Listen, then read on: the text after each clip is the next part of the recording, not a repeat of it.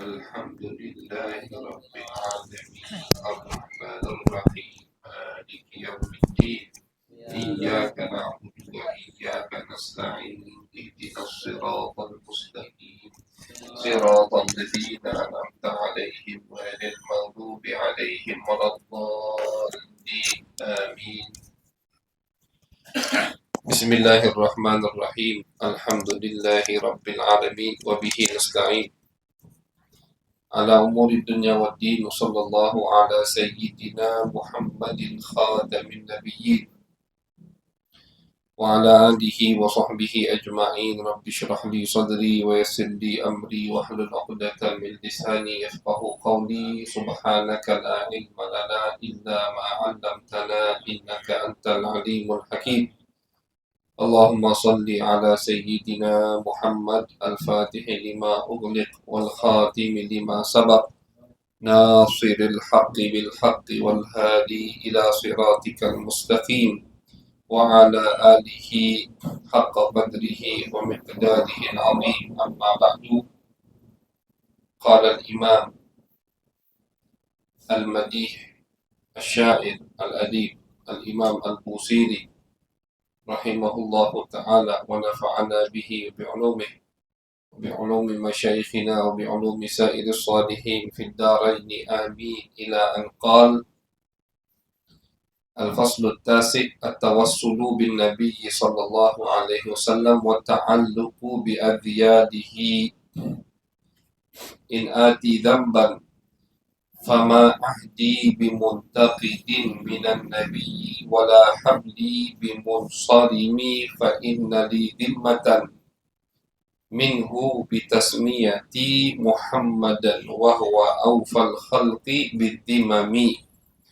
إن لم يكن في معادي آخذا بيدي فضلا، وإلا فقل يا زلة القدم. حاشاه أن يحرم الراجي مكارمه أو يرجع الجار منه غير محترم. ومنذ ألزمت أفكاري مدائحه وجدته لخلاصي غير ملتزم.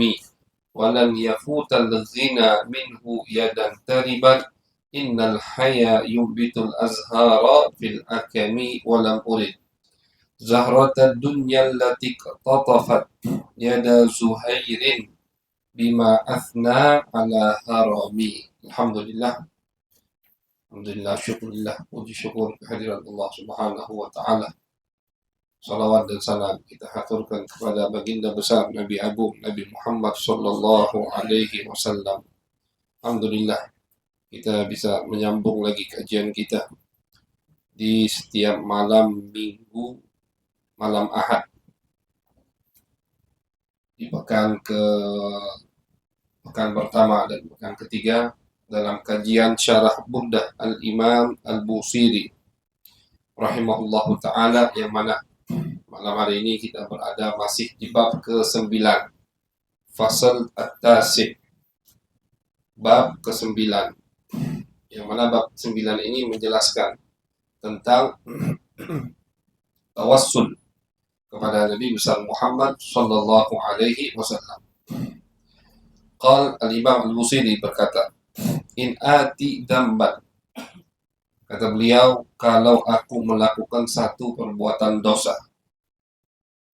fama ahdi bimuntaqidi minan nabiyyi wala habli bimusalimi, maka kata beliau, kalau aku melakukan satu perbuatan dosa, Imam Al-Busiri, beliau sekelas Imam Busiri saja mengakui beliau ada dosa, sekelas Al-Imam Al-Busiri. Jadi katik ceritanya ulama itu yang ngaso katik dosa. Bukanlah biografi semua ulama, biografi aulia, biografi habaib. Pasti mereka itu semua merasa banyak dosa. Katik yang ngaso katik dosa. Ada dosa pun tidak, Allah ada ulama, ada aulia itu yang dijaga sama Allah dari kecil. Dijaga sama Allah dari kecil. Tidak pernah melakukan dosa. Al-Habib Abdullah bin Alawi Al-Haddad, beliau mengatakan ma hamamtu bimakruhin wala fa'altuhu. Kata Habib Abdullah Al-Haddad, aku tak pernah kepengen berbuat makruh, dan aku tak pernah melakukannya. Kepengen nak buat makruh, tak pernah. Itu aulia. Jadi ada, biar ini buat contoh buat kita semua. Ada sebagian aulia yang Allah jaga dari kecil. Ada yang sebagian aulia tidak. Allah lantik atau Allah pilih mereka setelah mereka berbuat dosa. Ada sebagian wali itu dulunya perampok, Al-Imam Fudail bin Iyad. Kita tahu Fudail bin Iyad, seorang terkenal perawi hadis. Di Bukhari itu kadang lewat sanad An Fudail bin Iyad, termasuk guru daripada guru Imam Bukhari. Guru-gurunya, bukan guru langsung. Al-Imam Fudail bin Iyad. Dulunya perampok. Gawinya ngerampok rumah. Itu gawe dia, Imam Fudail bin Iyad. Allah beri taufik hidayah sehingga beliau taubat dan jadi wali besar, jadi penghafal hadis. Di dalam majlisnya itu diriwayatkan kalau sekali beliau meriwayatkan hadis, yang hadir itu sampai 40.000 murid hadir untuk mendengar, mencatat hadis yang beliau riwayatkan. Itu Imam Fudail bin Iyad, dulunya perampok. Bishr Al-Hafi dulunya macam gubernur atau wali kota, hidupnya foya-foya, mabuk-mabukan, jadi besar. Kalau kita buka kitab tasawuf, sering kita lewat nama dua iko ini, Fudail bin Iyad, Bishr Hafi, Fudail bin Iyad, gitu. Nah, jadi walaupun kadang ada seorang wali yang dari kecil tidak pernah berbuat dosa, artinya Allah jaga, mahfud, bukan maksum. Kalau maksum khusus untuk anbiya, utusan Allah. Mahfud, Allah jaga mereka, tapi tetap mereka itu ngerasa banyak dosa. Bahkan kadang mereka sebutkan kesalahan mereka, ternyata pas kita lihat kesalahan mereka itu bukan salah. Dosa yang mereka, jadi jangan kita Imam Busiri ngomong, aku berbuat dosa, aku mengikuti atau tu goyasiba, aku mengikuti masa mudaku. Jangan kita pikir masa muda anak ABG zaman sekarang. Pas kita telusuri di biografi mereka, kadang mereka itu yang mereka anggap dosa itu bukan dosa, cuman menurut mereka itu dosa. Yang mereka anggap salah itu tidak salah. Istilah kalau kita yang melakukan biasa, tidak apa. Tapi untuk mereka itu perbuatan dosa. Nah, jadi kata wali yang ngaku kata dosa itu dah kata. Semua wali pasti ngaku punya dosa. Nah, pas kita dengar itu, jangan kita beranggapan dosa ini dulu, dosa besar ya. Nah, sebagian wali tadi Allah jaga dari kecil, sebagian wali lagi tidak. Di umur atau setelah mereka melalui masa-masa kekhilafan mereka dipilih sama Allah Subhanahu wa taala. Semua ada hikmahnya. In ati dzamban fama ahdi bimuntaqidin. Kata Imam Busiri, walaupun aku pernah melakukan dosa, tapi tetap hubunganku dengan Nabi Muhammad SAW tidak putus. Itu kata beliau. Fama ahdi bimuntaqidin wala habdi bimunsalimi minan Nabi. Janjiku kepada Nabi tidak selesai atau tidak aku putus, itu janji. Maksud janji sini iman dan Islam. Jadi walaupun aku berbuat dosa, tetap aku iman kepada Allah, iman kepada Nabi. Walaupun aku berbuat dosa, tetap aku cinta sama Nabi Muhammad Sallallahu Alaihi Wasallam. Walaupun aku berbuat dosa, tetap aku akan bertawassul kepada Nabi Muhammad Sallallahu Alaihi Wasallam. Ini termasuk manhajuna, termasuk ajaran kita dari ulama-ulama sebelumnya. Bahwasannya ketika kita berbuat dosa, jangan malah kita menjauh. Kita habis ngerasa buat dosa, tidak pergi majlis taklim, tidak ke masjid, tidak galak ngumpul ke tempat-tempat baik. Ngapa minder habis berbuat dosa? Kebalikan. Ketika kita ngerasa habis berbuat dosa, harus kita datang ke tempat-tempat baik. Ketika kita merasa habis membuat satu keteledoran, datang ke tempat yang baik. Majlis taklim, ke masjid, perkumpulan baik, kemanapun. Mengharapkan rahmat dari Allah Subhanahu wa Ta'ala. Jangan putus asa. Kalau kita udah maksiat, habis itu kita putus asa, tambah seneng setan. Kita maksiat, setan tepuk tangan. Dari maksiat tadi kita putus asa, setan tepuk tangannya 2 kali. Udah, ini terputus berarti udah. Nah, setan tuh pengen kita ini terputus dari Nabi. Itu pengennya setan. Dia senang lihat kita maksiat, tapi bukan hanya maksiat yang dia pengenkan kita lakukan. Tapi yang dia pengenkan setan ini ya, kita putus dari Nabi Muhammad SAW. Kita tidak peduli sama Nabi, baik dengan kesibukan dunia kita, atau kita tidak peduli sama Nabi karena tadi kita ngerasa putus asa berbuat maksiat terus sehingga kita menjauh dari Nabi Muhammad SAW. Itu yang diinginkan setan. Tapi kalau misalkan kita terjatuh dalam perbuatan maksiat, jangan putus asa, terus tawassul ke Nabi, terus sholawat. Kadang ada orang tuh rajin sholawat, habis rajin sholawat dia maksiat, tinggalkannya sholawat. Aku masih maksiat. Nah ini kata Al-Imam Ibnu Athaillah dalam kitab Hikam. Hikam pertama. Ya, kata beliau min alamatil i'timad alal amal nuqsanur raja inda wujudis zalal. Min alamatil i'timad alal amal nuqsanur raja inda wujudis zalal. Itu hikmah pertama. Buka hikam pertama itu.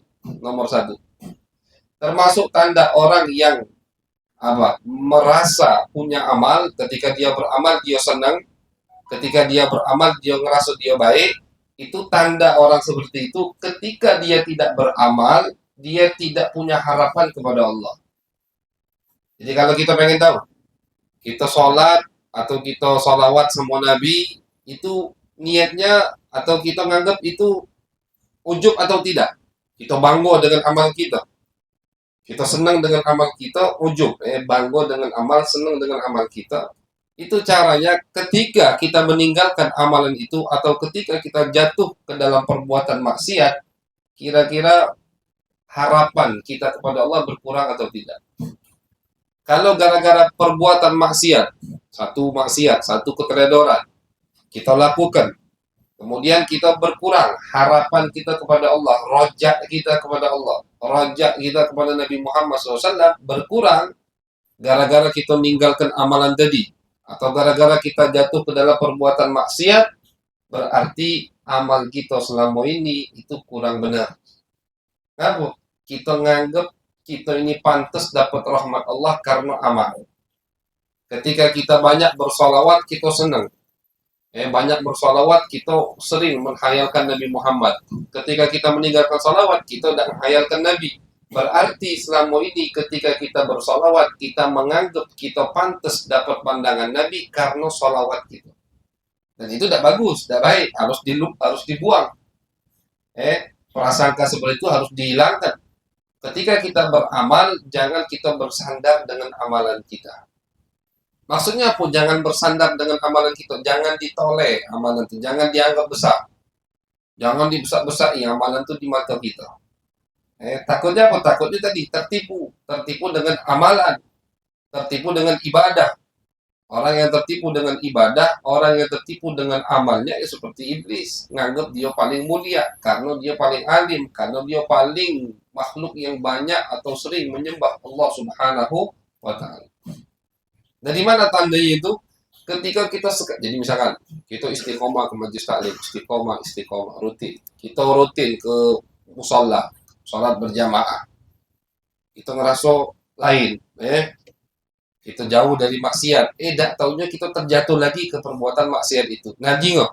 Habis kita jatuh ke perbuatan maksiat tadi, lesu dak ke majlis taklim, lesu dak ke musalla. Kalau habis melakukan maksiat tadi kita kendor untuk ke musalla dan majlis taklim, yang mana sebelum kita melakukan maksiat itu kita rajin, berarti perginya kita ke musalla majlis taklim itu niatnya masih kurang baik. Kenapa? Pas kita melakukan maksiat kendor langsung gitu. Berarti selama ini kita bukan bersandar kepada rahmat Allah, bukan bersandar kepada baiknya Allah Subhanahu wa Ta'ala, tapi kita semangat karena bersandar kepada amalan kita. Kita semangat kalau kita ngerasa kuat ninggalkan maksiat.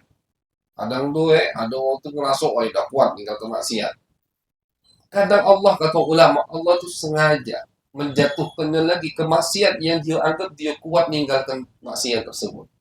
Buat apa? Buat dia sadar bahwasannya maksiat yang dia tinggalkan itu bukan karena kekuatannya, melainkan kekuatan Allah Subhanahu wa taala. Kadang begitu. Makanya jangan putus asa dari rahmat Allah. Kita beramal, kita salawat mengharapkan rahmat Allah.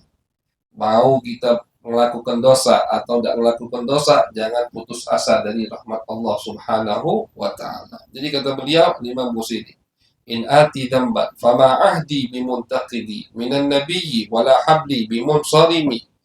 Walaupun aku melakukan dosa, tetap janjiku, tetap hubunganku tidak akan putus dengan Nabi Muhammad Sallallahu Alaihi Wasallam. Malah harus kebalikan. Ketika kita merasa banyak keteledoran, harus kita menguatkan ikatan kita dengan Nabi Muhammad Sallallahu Alaihi Wasallam. Wa nadratun min Rasulillah tulhiquna bisalihina wa innamshi ala mahdi, kata ulama. Satu pandangan dari Nabi Muhammad Sallallahu Alaihi Wasallam itu akan apa?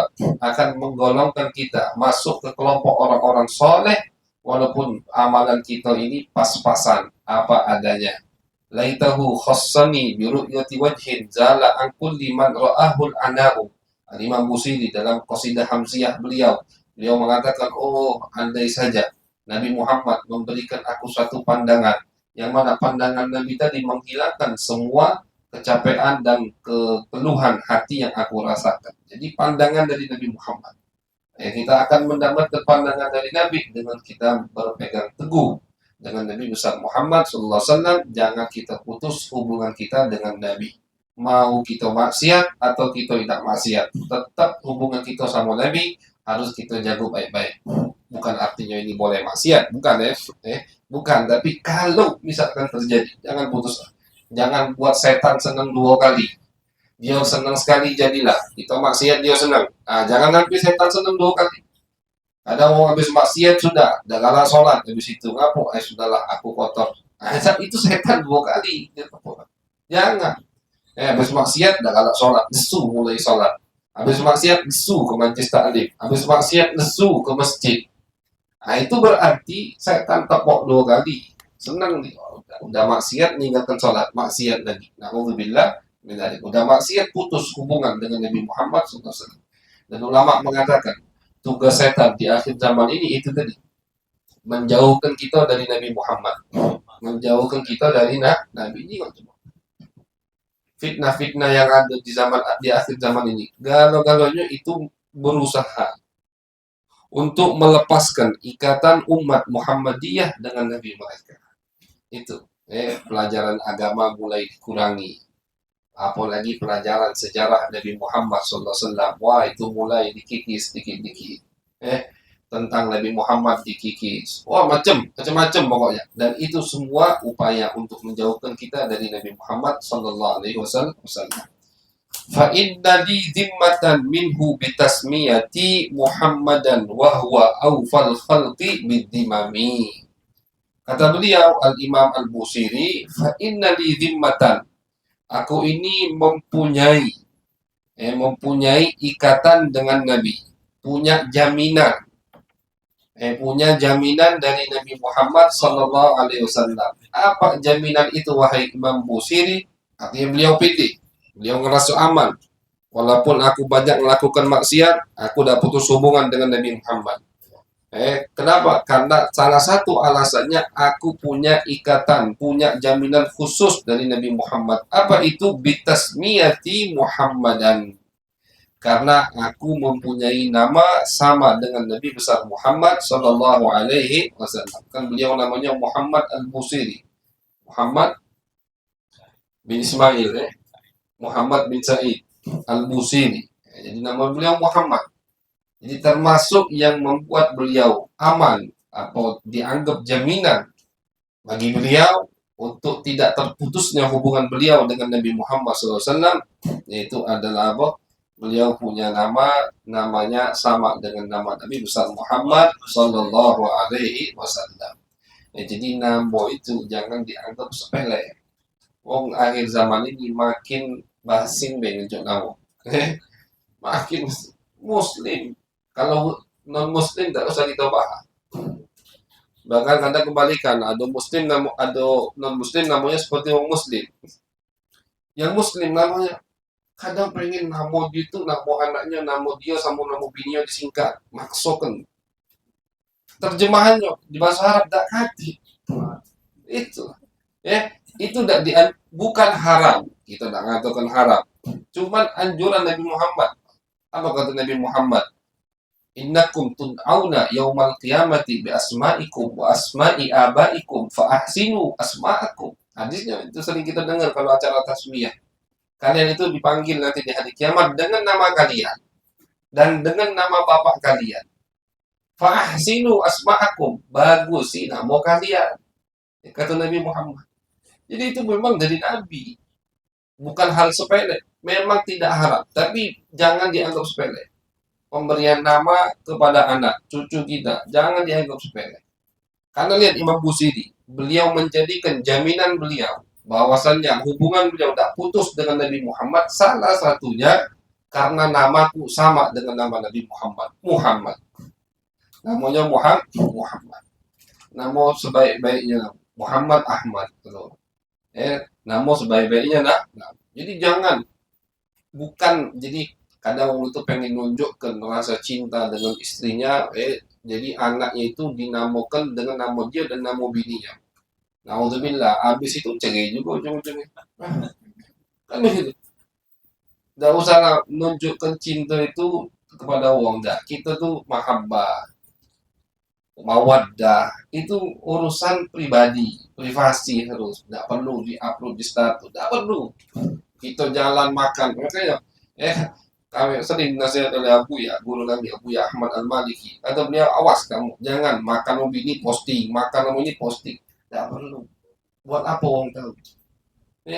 Buat apa orang tahu? Takutnya kalau orang yang doai baik, orang hasut. Nah, kalau orang hasut, kalau orang punya mata yang jahat, ain, bisa kena ain kita. Na'udzubillah.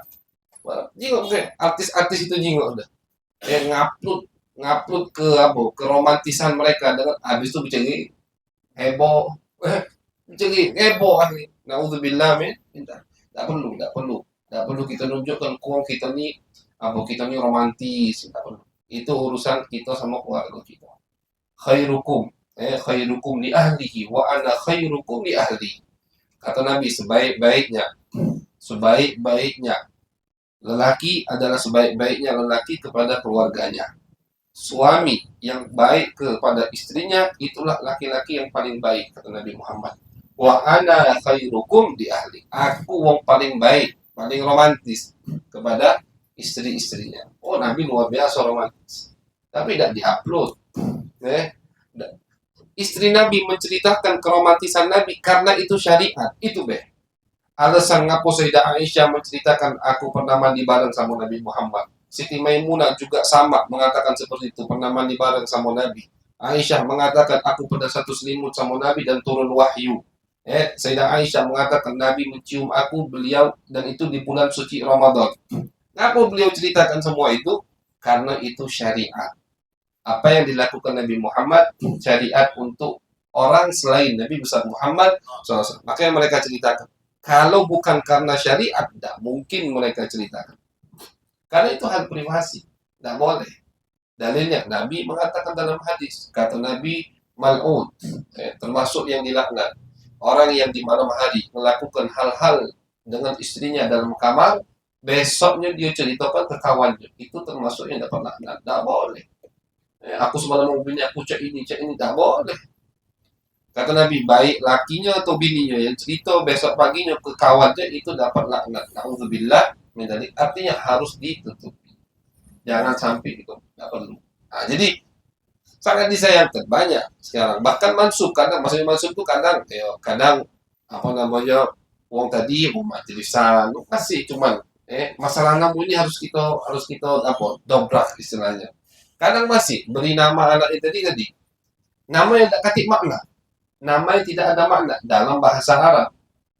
Dalam bahasa Arab, katik maknanya. Jangan. Jadi kasih nama kita. Misalkan, pengen tuh lah. depannya kasih Muhammad. Depannya kasih Ahmad. Masih bisa Muhammad. Ini baru apa singkatan nama bapak maknya itu. Nah, itu.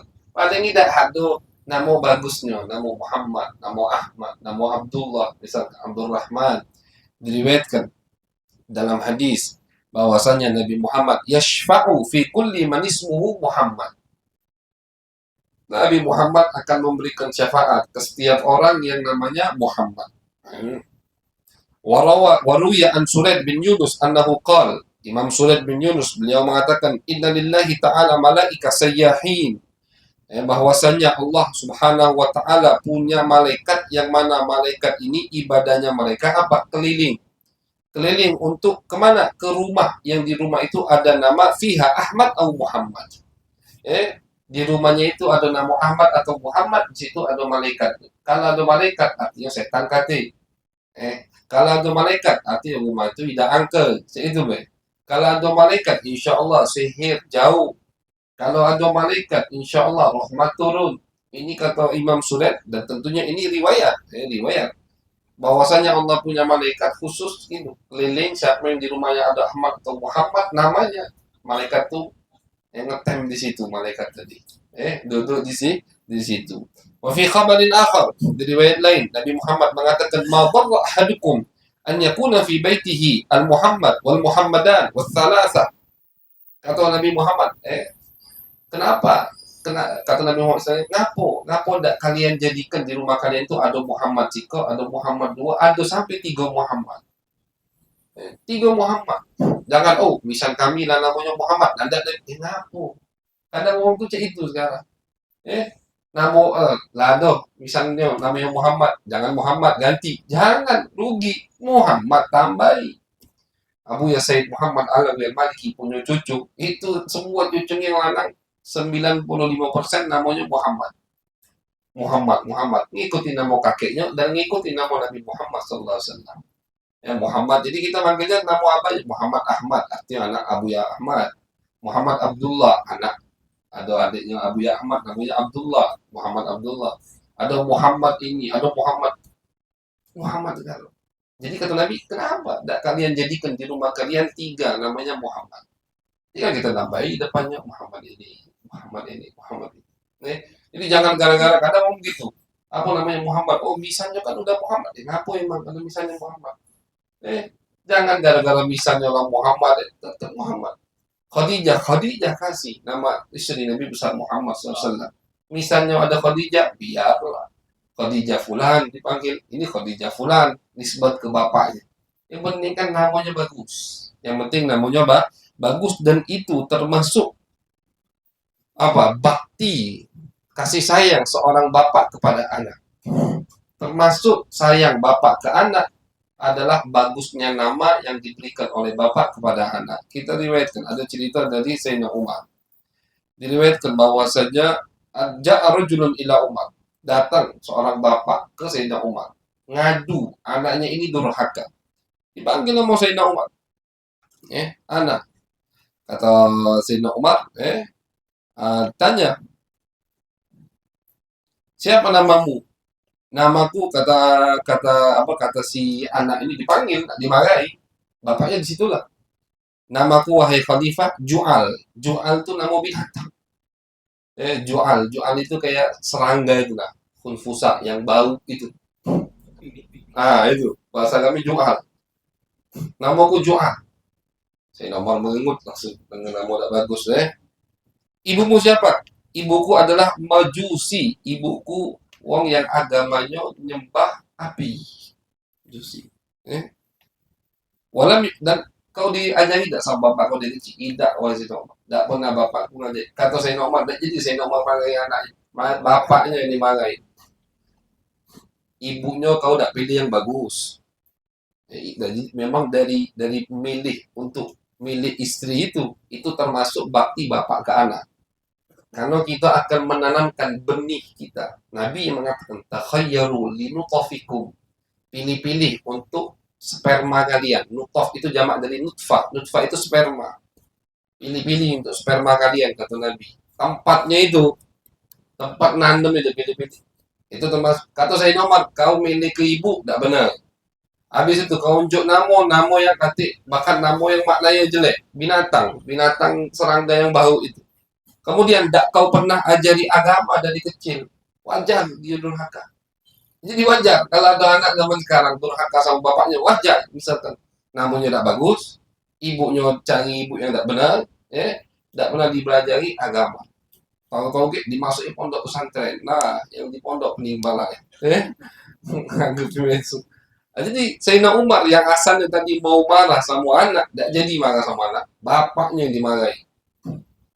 Jadi wajar anakmu durhaka itu wajar. Kau yang salah kata Sayyidina Umar. Nah, jadi termasuk bakti atau kasih sayang seorang bapak kepada anak, pilih ibu yang benar, kemudian beri nama yang bagus. Karena nama itu ada efek dengan wong.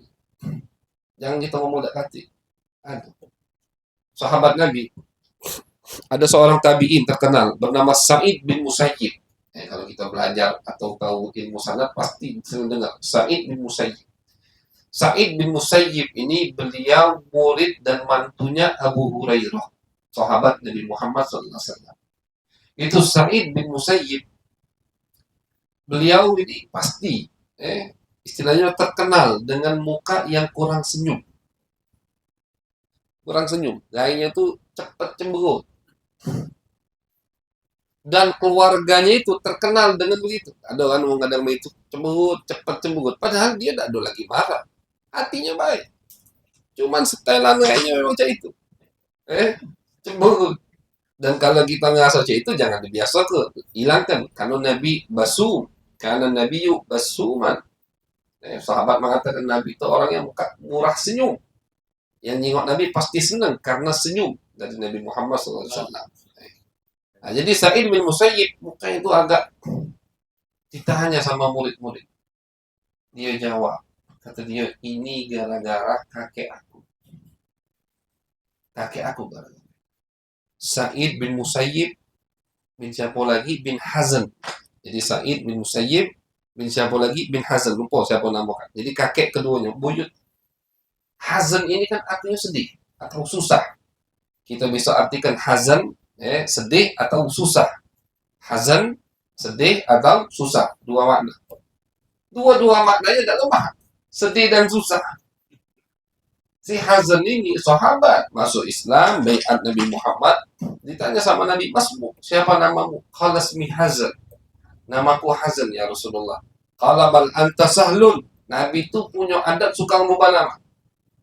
Jadi jangan kita heran kalau guru kita misalkan ngubah nama. Cuman ngubah nama itu dari yang tak bagus ke bagus. Pernah kejadian. Nama Nabi Ahmad kita masih di Mekah. Orang Indonesia ini kadang habis haji pengen ngubah nama. Kan itu. Mereka punya adat, tak tahu itu di Jawa atau di Sumatera, tahu. Pokoknya kalau haji dia pengen ngubah nama, itu ada adat di Indonesia. Allah alam di mana. Dia minta ngubah nama. Siapa namanya? Asli namanya Muhammad siapa? Ditabok sama gue. Tabok pelan. Nama kau sudah bagus. Aku nak dirubah lagi. Kalau nama lah bagus, jangan dirubah lagi. Tapi kalau nama tak bagus, merubah. Tidak berubah. Susah KTP. Tidak usah rubah KTP. KTP ini dunia cuma. Yang penting kan nama kita nanti. Tud'auna. Makanya Nabi ngomong. Tud'auna yaumal qiyamah. Yang penting itu di hari kiamat. Nabi tidak ngomong yang penting di dunia. Dah. Yaumul qiyamah itu yang penting. Jadi kalau pengen rubah di dunia, rubah. KTP ini ya Allah. Wong manggil ya Allah. Yang penting kita udah ngerubah kamu. Tapi dari yang tak bagus ke bagus. Dan itu adat Nabi Muhammad SAW. Nah, ini si Hazan ini pas datang baiat Nabi Muhammad, qala ismi Hazan, namaku Hazan. Qala bal anta sahlun. Kebalikan dari Hazan, sahlun, mudah. Kau itu mudah kata Nabi Muhammad. Jadi namo itu punya ikatan. Dan Nabi suka tafaul. Nabi suka apa? Optimis begitu dengan hal-hal yang terjadi kalau yang melakukannya wong yang namanya baik. Di Sulhul Hudaybiyah waktu Nabi lagi bolak-balik ngirim utusan sama wong musyrikin pengen damai. Wong musyrikin ngirim satu utusan mental, dua utusan mental, tak ketemu, titik temunya tak ketemu. Sampailah utusan ketiga atau utusan keempat yang datang. Namanya Suhail. Suhail ini itu masih musyrik, agak dia masuk Islam. Suhail. Nabi pas dengar manja, siapa yang datang kata Nabi yang keempat ini? Suhail ya Rasulullah. Oh, sahula amruna. Kalau begitu kata Nabi, urusan kita akan gampang. Benar. Suhail yang datang, ketemu titik perdamaian Nabi dengan orang musyrikin Mekah di tahun ke-6 Hijriah. Pada saat itu. Nabi tafaul dengan nama yang bagus. Yang datang Suhail. Padahal belum masuk Suhail ini. Belum menyebutkan syarat-syaratnya. Tapi kata Nabi, sahula amruna. Perkara kita akan mulus. Kenapa? Karena yang datang ini Suhail namanya. Begitu. Bukan karena wong yang bukan. Tapi Nabi tafaul. Nabi optimis. Dengan nama yang bagus. Nah, tadi Hazan ini kata Nabi, bal anta sahlun. Dah, kau jangan Hazan. Nama kau Sahal. Sahal gampang, mudah. Nabi berharap semua urusan Mekah dah galak diganti. Jadi ada orang cak itu. Ya Rasulullah, aku dah galak merubah nama yang sudah diberi oleh bapakku ya Rasulullah. Kata dah galak ya sudah. Kata Sa'id, famazalat tilka huzunah fina. Kata Sa'id bin Musayyib, gara-gara kakek aku yang namanya Hazan tadi, akhirnya kebiasaan atau susah muka tuh cemberut itu turun menurun sampai ke kami. Karena apa? Karena kakekku yang bernama Hazan. Famazalat tilkal huzunatu fina. Atau Sa'id Musayyib. Gara-gara Hazan yang di pojok turun menurun Hazan jadi sampai ke bawah. Jadi mukanya itu kayak muka orang sedih terus cemberut terus. Padahal tidak sedih, tidak cemberut. Tapi sebab jadi itu. Nama tuh ada efek ke wong ya. Dan itu Nabi, ada orang datang ke Nabi Zaid al-Khail. Dia ini terkenal dengan kuda, jual beli kuda, hobi kuda, ahli kuda, dijuluki Zaid kuda. Namanya Zaid, bagus. Julukannya Khail kuda. Pada datang ke Nabi, bal anta Zaid al-Khair. Diganti ujungnya deh. Bukan Khail, bukan pakai lam, tapi pakai ro. Al-Khair, kebaikan. Terima dia. Diambil namanya dari Nabi Muhammad SAW. Gitu. Jadi nama itu punya ikatan dengan orang. Bahkan ada ilmu kan begitu. Kadang mau pakai ilmu, oh ini namanya keberatan, apa macam-macam kita nggak ngerti ilmu itu. Tapi adalah itu ilmunya kan. Nah, itu termasuk. Jadi memang nama punya efek ke orang yang diberi nama tersebut. Makanya kita harus berikan nama. Karena kita, cucu kita, uang yang minta nama ke kita, nama-nama yang baik. Bukan nama yang kadang orang tuh, Muhammad banyak niat, jangan cek. Kakek nyesel di akhir. Khadijah banyak niat, jangan cek. Coba kalau di rumah kita ada nama Khadijah, Sayyidah Khadijah. Ingat kita, ada nama Fatimah, Sayyidah Fatimah. Ada nama Zainab, Sayyidah Zainab. Ada nama Ummu Kulthum, Ruqayyah. Wah ini perempuan. Ada nama Ummu Sulaim misalkan. Misalkan nama yang aneh pengen. Kadang ada orang itu otak ya. Pengen nama anaknya aneh. Dia udah cari nama aneh, nama sahabat. Kan jarang, banyak juga nama sahabat yang jarang dipakai. Apa Ummu Hani misalkan. Atau misal Nabi Muhammad SAW, Ummu Sulaim, Ummu banyak. Hindun misalkan. Itu nama-nama perempuan dari zaman Nabi Muhammad SAW. Nah, jadi harus kita beri dengan harapan tadi kita beri nama-nama yang baik, dengan harapan bisa jadi wong yang baik. Dengan harapan bisa mengikuti siapa, kita niru siapa nama ini. Nabi Muhammad, lihat Imam Busiri. Aku punya ikatan khusus dengan Nabi Muhammad. Kenapa? Namaku sama dengan nama Nabi Muhammad SAW. Jadi riwayat lain bahwasanya Nabi Muhammad mengatakan Allah tidak akan mengazab orang yang namanya Muhammad. Saking mulianya nama Muhammad Ahmad, sampai-sampai ada beberapa ulama itu tidak memukul anaknya yang nama Muhammad dan Ahmad. Atau tidak menisbatkan perbuatan jelek ke nama anaknya. Misalkan Muhammad ini lagi nakal, dihukumnya, cuman tidak Muhammad, kau ini nakal, tidak. Nakal dinisbatkan ke Muhammad tidak sanggup. Apa? Muhammad Nabi Muhammad sallallahu alaihi wasallam. Muhammad, apa kau ni? Kau ni Mat. Untunglah kita ni panggilannya Mat, bukan Muhammad. Mat. Julukan juga. Julukan jangan jangan julukan yang jelek ke Muhammad, nggak bagus. Jadi jangan namanya, kadang kita banyak nama Muhammad, dijuluki Muhammad ini, Muhammad ini. Jangan, julukan itu kejulukan yang baik. Jadi misalkan yang tidak bagus, ganti yang baik, ganti. Biar ada julukan yang baik, begitu. Paling tidak menghormati nama Muhammad, menghormati nama Ahmad. Karena itu nama Nabi besar Muhammad Sallallahu Alaihi Wasallam. Bahkan Ibnu Bashkwal beliau menyebutkan, barang siapa yang pengen punya anak lanang itu diniatkan, dia akan memberi nama anaknya Muhammad. Insya Allah jadi lanang. Betino, betino, betino misalkan. Niatkan. Habis ini aku pengen punya anak namanya Muhammad. Ahmad. Iya. Ahmad. Jadi Ahmad atau Muhammad. Insya Allah lanang. Insya Allah betulnya lah lanang. Asalkan yakin. Dan Al-Imam Ibnu Ajibah yang nyarahkan kita ini, beliau mengatakan, wa mithlu hadhil hadits wa in kanat dhaifah. Betul, hadis-hadis yang barusan kita sebutkan kebanyakan dhaif. Artinya derajatnya lemah. Tapi kata beliau, la yang bagi ihmaluha. Jangan disepelekan. Karena apa? Karena hadis-hadis yang lemah tadi, itu bisa kita amalkan di fadhailul a'mal. Dan hadis-hadis yang lemah tadi, kalau terbukti bisa jadi sahih, bisa jadi diterima hadis itu. Hadis lemah misalkan dari segi sana, lemah itu dari segi sana, misalkan yang salah satu perawinya hafalannya agak rusak misalkan, jadilah lemah hadis tadi. Masih bisa diamalkan selagi bukan di tempat yang halal atau haram. Artinya bukan untuk menghalalkan sesuatu dan bukan untuk mengharamkan sesuatu. Itu hadis walaupun dhaif, lemah sanadnya, boleh kita amalkan. Asalkan tadi bukan menghalalkan sesuatu, bukan untuk mengharamkan sesuatu. Misalkan ada hadis mengatakan barang siapa yang mengucapkan subhanallah bihamdi 100 kali pahalanya ini. Hadisnya lemah, dan apa? Amalkan. Tapi kalau misalkan itu hadis berkaitan dengan halal haram, tidak boleh. Harus yang sahih.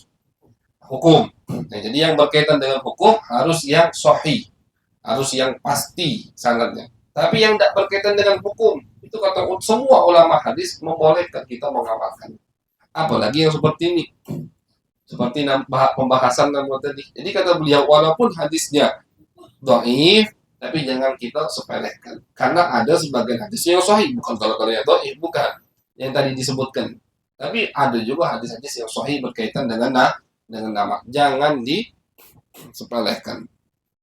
Karena Nabi misalkan ada datang ke Nabi, ya Rasulullah, apa nama yang paling bagus? Kata Nabi, nama yang paling bagus Abdullah, Abdurrahman. Nah, ini disebutkan kepada Allah Subhanahu, itu juga termasuk nama yang bagus. Nah, jadi salah satu doman jaminan yang dipunyai oleh Al-Imam Al-Busiri, itu beliau mengatakan, aku punya nama yang namaku sama dengan nama Nabi besar Muhammad Sallallahu Alaihi Wasallam. Udah katanya, insya Allah aku udah bakal dilupakan sama Nabi. Illam yakun fi ma'adi akhidan biyadi fadlan wa illa faqul ya zallatal qadami. Kata beliau, kalau nanti di hari akhir Al-Imam Nabi Muhammad SAW tidak mengambil tanganku, maka celakalah diriku.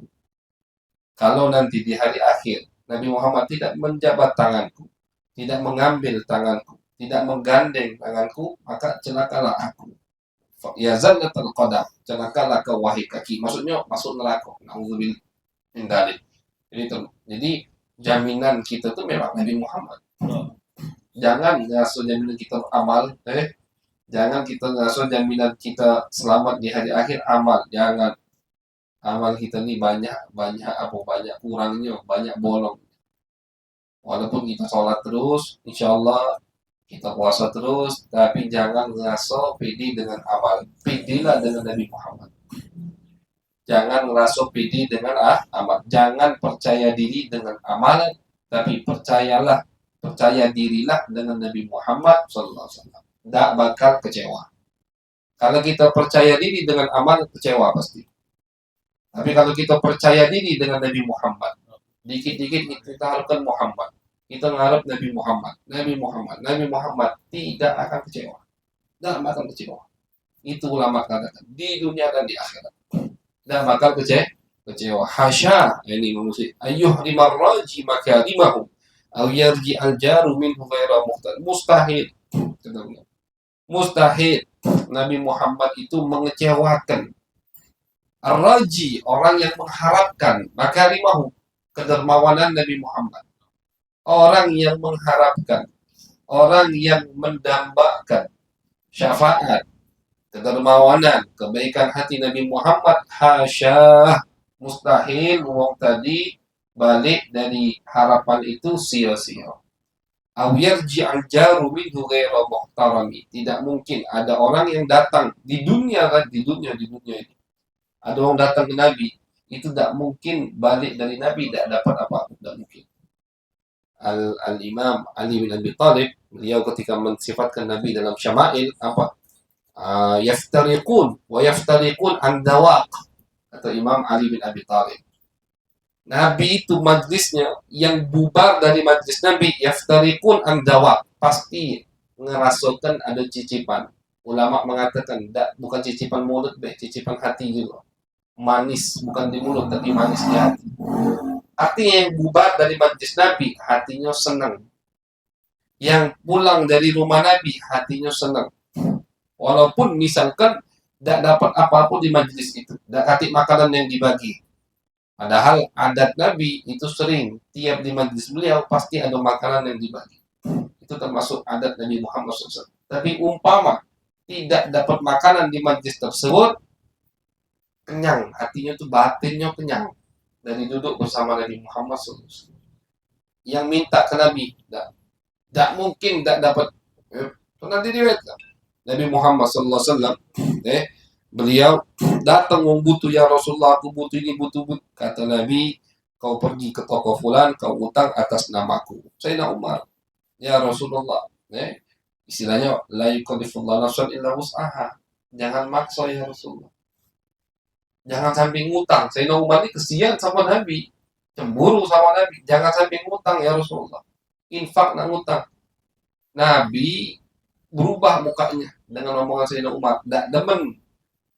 Sayyidina Umar baik niatnya, cuma Nabi tak demen. Ada yang melarang dia untuk berinfak, bersedekah. Tak demen. Akhirnya si Arabi ini pintar. Anfik ya Rasulullah, wala takhaf min dil arshi iqlala. Pintar yang Badui ini. Ya Rasulullah, infak, jangan takut miskin dari Allah Subhanahu wa taala. Senyum Nabi dengan omongannya. Benar, udah terus. Jadi bahkan Nabi rela ngutang untuk memberikan orang yang datang kepada Nabi Muhammad SAW. Ini di dunia. Ulama mengatakan di kehidupan dunia, wong yang dermawan itu masih terbatas. Ketika mereka meninggal itu lebih dermawan.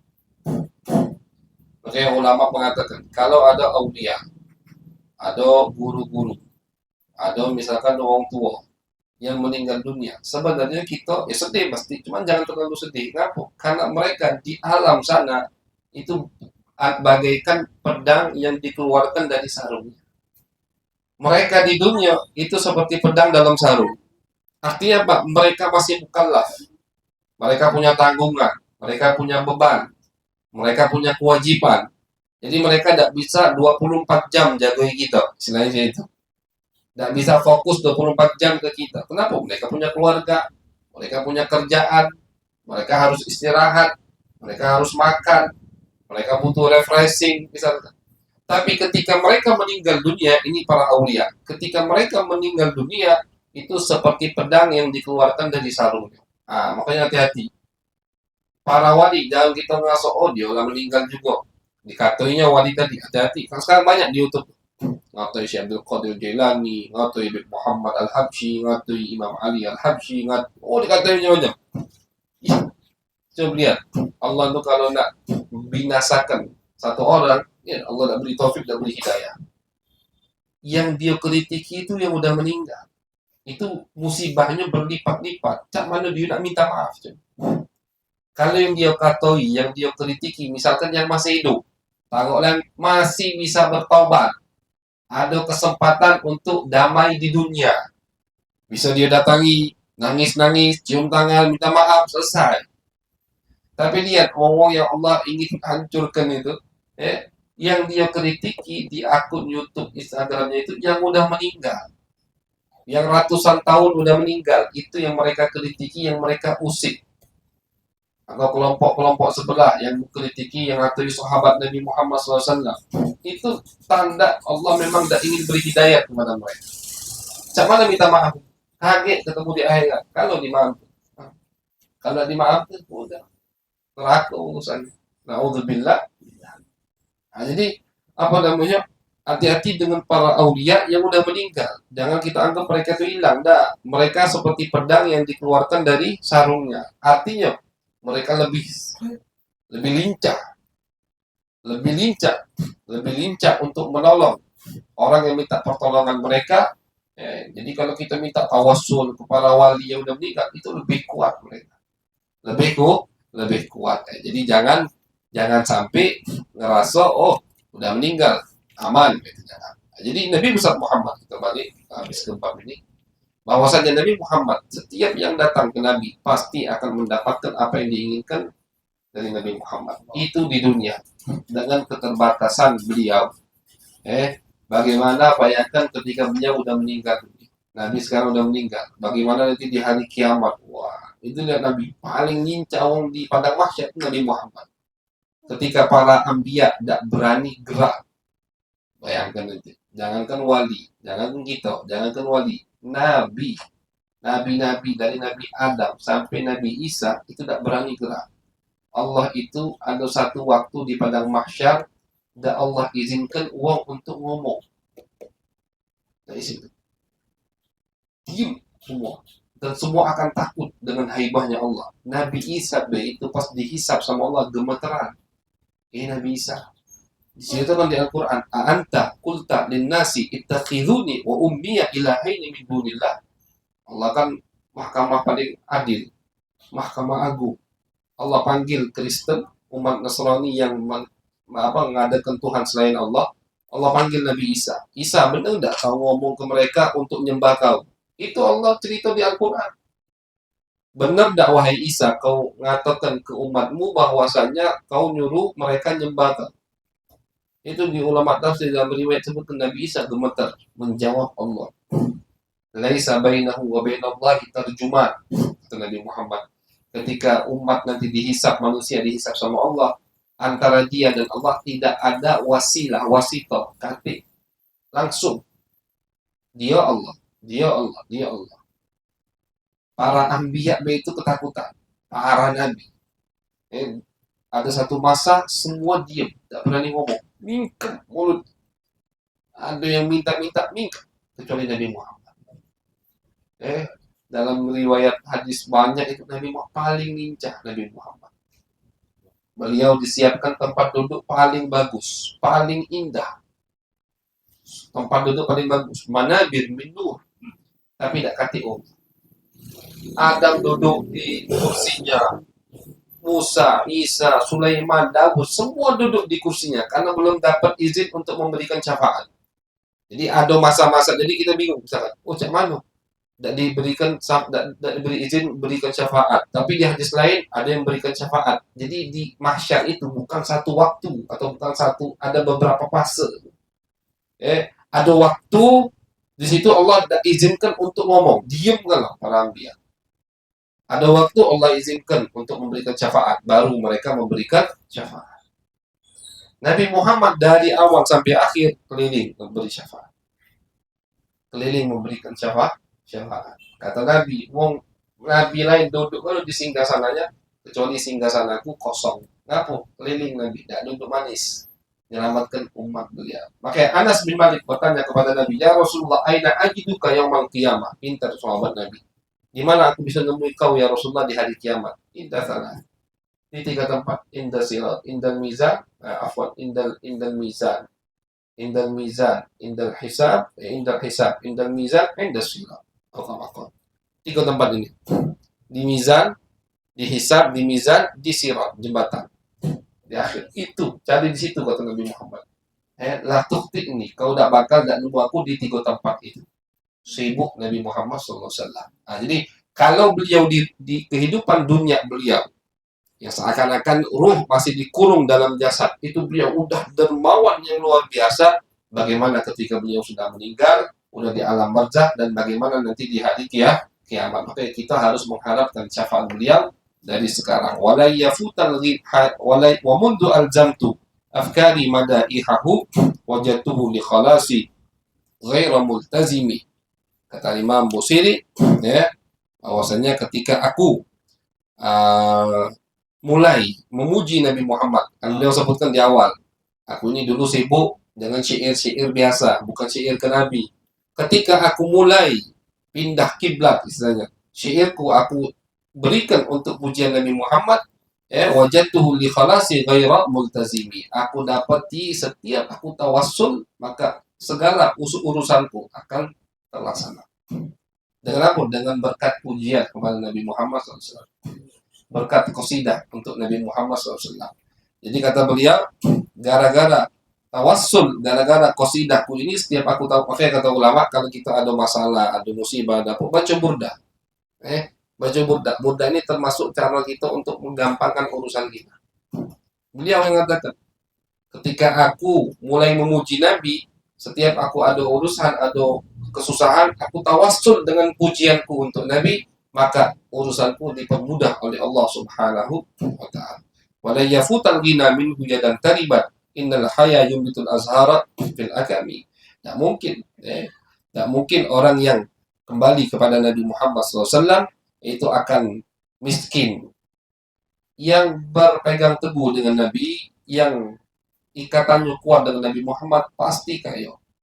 Walaupun kata ulama, jangan kita jangan mikir kaya langsung rumah bagus, mobil bagus, jangan. Kaya itu kaya hati. Al-ghina ghina qalb, kata ulama. Kaya itu kaya hati. Itu kapan kita dapatkan kaya hati? Jadi kadang banyak duit. Banyak duit, banyak simpanan, simpanannya banyak, tapi hidupnya stres. Kenapa? Dia mikir ke yang susah, tak mikir ke yang lemah. Yang susahnya dipikirkannya tuh. Yang lemah Allah berikan nikmat, dia lupa. Itu tanda kaya, hatinya belum kaya berarti. Dia tidak melihat apa yang sudah Allah berikan, tapi dia lihat apa yang belum dia dapat. Itu susah hidupnya itu. Dia makan 3 hari sekali, tidak dia jingok itu. Dia jingok pengen makan yang lemak-lemak. Coba jingok orang tidak makan. Dia punya rumah, alhamdulillah. Rumah untuk bernaung, rumah aman di situ, tentram di situ. Dah. Dia nyengok rumah yang 2 tingkat. Dia nyengok rumah yang halamannya besar. Itu. Tidak akan habisnya. Kalau kita nyengok di dunia yang di pucuk kita, tidak bakal habis. Sampai apa kata Nabi? Sampai mulut kau diisi yang tanah. Artinya sampai mati. Masuk kuburan. Tidak bakal habis. Kalau dunia lihat yang di bawah. Jadi bagaimana kita mendapatkan kekayaan hati dan kita berpegang teguh pada Nabi Muhammad SAW, maka kita akan kaya hati kita. Amin ya Rabbal. Dan mudah-mudahan kaya hati, kaya juga dunianya. Allah bukakan dunia, tapi seperti doa para ulama, Allahumma ja'al dunyana fi aidina wa la taj'alhu fi qulubina. Ya Allah, jadikan dunia di tangan kami. Bukakan rezeki halal dan thayyibah tapi di tangan. Artinya jangan sampai masuk ke hati. Kalau ini ada misalkan yang hilang, jangan sampai do majlis taklim itu. Jangan sampai cemberut, jangan sampai stres, darah naik, dunia kali. Urusan Allah.